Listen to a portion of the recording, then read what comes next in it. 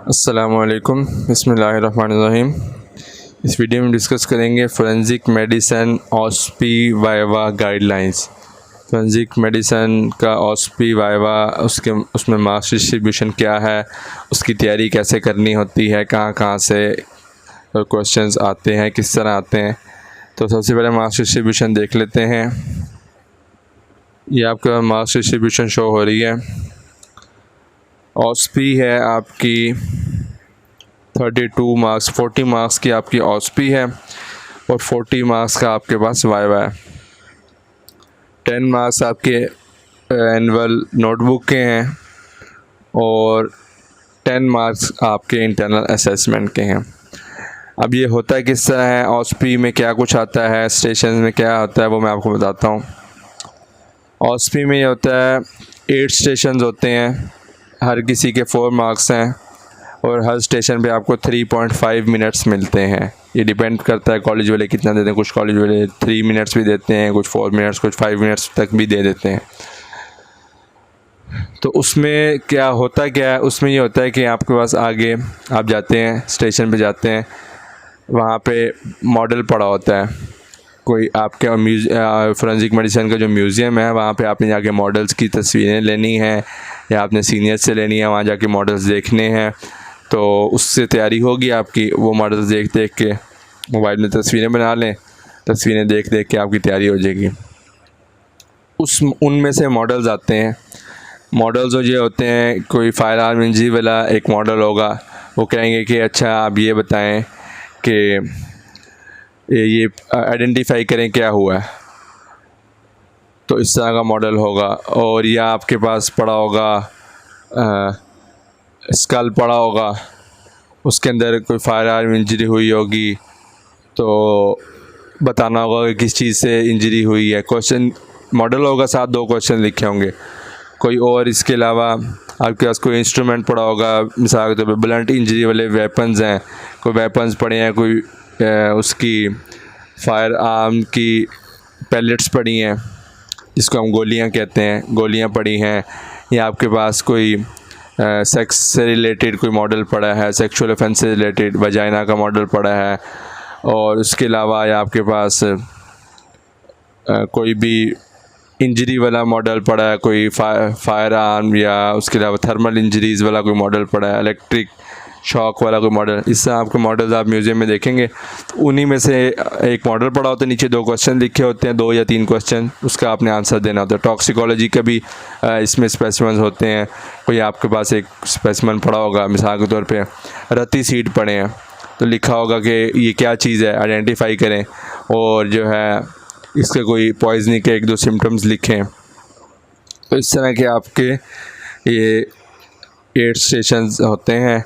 ये मैं आपको सारे डिटेल से बता दिए हैं, तो उसकी आपने उस हिसाब से तैयारी करनी है। उसके बाद 2 स्टेशन होते हैं ऑब्जर्व स्टेशन। इन सारे स्टेशन पे टीचर कोई नहीं होता, बेल बजती है, आपने नेक्स्ट टू नेक्स्ट मूव करते जाना होता है।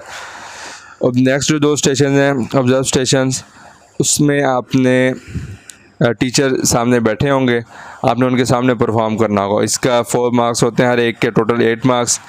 उसमें क्या होगा, पर्ची लिखी पड़ी होगी, आपके पास कमांड दी होगी, उसमें करना क्या है। उसमें मैं आपको मिसाल देता हूँ कि लिखा होगा कि आपके पास एक ऑटोप्सी आई है, आपने उसके स्पेसिमेंस भेजने हैं पंजाब फोरेंसिक साइंस एजेंसी को।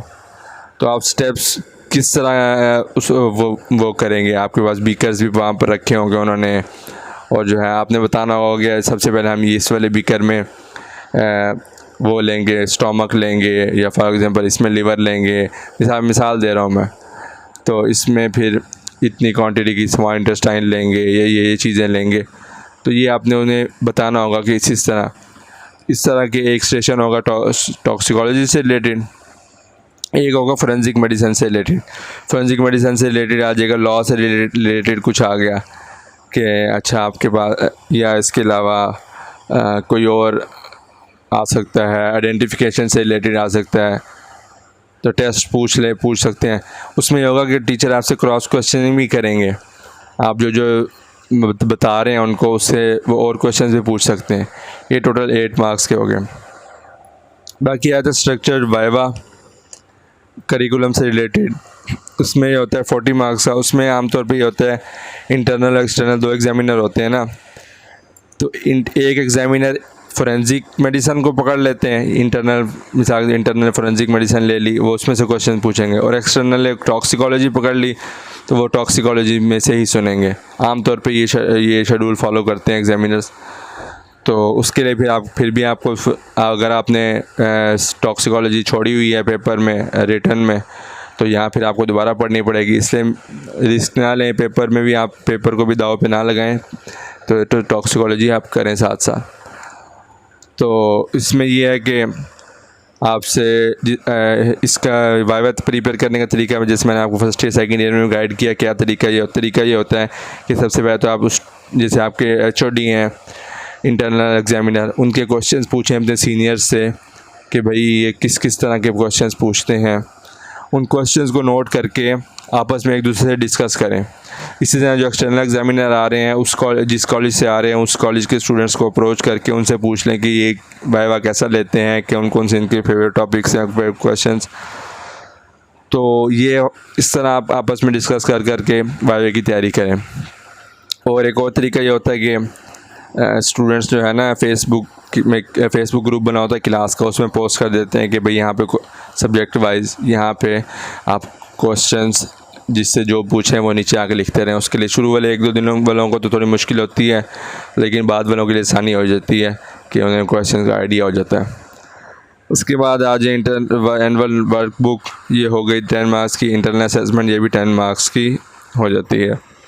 तो इसमें कोई कन्फ्यूजन है, कोई कन्फ्यूजिंग पॉइंट रह गया है या कोई आपको समझ नहीं आ रही, तो नीचे कमेंट सेक्शन में पूछ सकते हैं। इसको अपने दोस्तों के साथ शेयर करें, ख़ुद भी इस पर अमल करें, तो इंशाल्लाह आपका अच्छा वाइवा ऑस्फी होगा। Thanks for watching.